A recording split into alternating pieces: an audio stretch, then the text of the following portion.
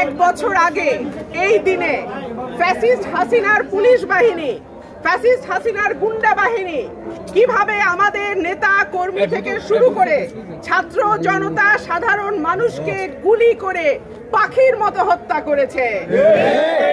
এখনো এক বছর পুরো হয় নাই, শেখ হাসিনা দেশ থেকে পালিয়ে যেতে বাধ্য হয়েছে। শেখ হাসিনা যে আজকে বাংলাদেশ থেকে পালিয়ে গেছে, আওয়ামী লীগের নাম নিশানা নাই, সেইটার প্রেক্ষাপট আমরা তৈরি করেছিলাম, বিএনপির নেতা কর্মীরা তৈরি করেছিল।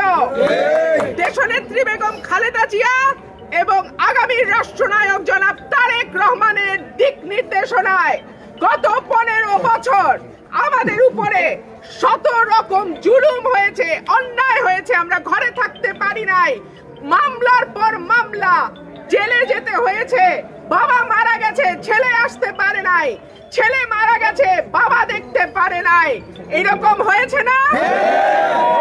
আমাদের নেতা কর্মীদের গুম করে ফেলেছে। ইলিয়াস আলী, চৌধুরী আলম, হিরু, পারভেজ, কয়টা নাম চান?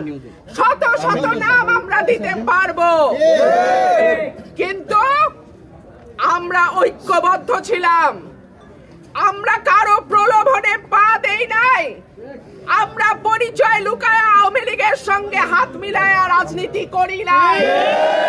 সুতরাং গত 15 বছর যারা আপোষের রাজনীতি করেছে, গত 15 বছর যারা ছাত্রলীগ যুবলীগের ছোট ছোট পদে ঢুকে নিজেদের চামড়া বাঁচিয়েছে, তারা যেন দেশনায়ক জনাব তারেক রহমানকে নিয়ে কোনো কটূক্তি করার সাহস না। বিএনপি গণমানুষের দল, বিএনপি শহীদ প্রেসিডেন্ট জিয়াউর রহমানের দল, বিএনপি দেশনেত্রী বেগম খালেদা জিয়ার দল, বিএনপি আগামী রাষ্ট্রনায়ক জনাব তারেক রহমানের দল। সুতরাং এই দলকে যদি মনে করেন আপনারা আটকে রাখতে পারবেন, আপনারা সারা জীবনের সবচেয়ে বড় ভুল চিন্তা করতেছেন। শেখ হাসিনা পারে নাই, শত শত গুম, হাজার হাজার হত্যা আর লক্ষ লক্ষ মামলা দিয়েও আমাদেরকে ঘরে আটকায় রাখতে পারে না।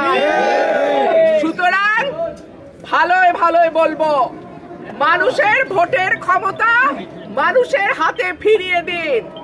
মানুষ যাকে ভোট দিবে সেই সরকার গঠন করবে, মানুষ যাকে ভোট দেবে সেই প্রধানমন্ত্রী হবে, মানুষ যাকে ভোট দেবে সেই এমপি হবে।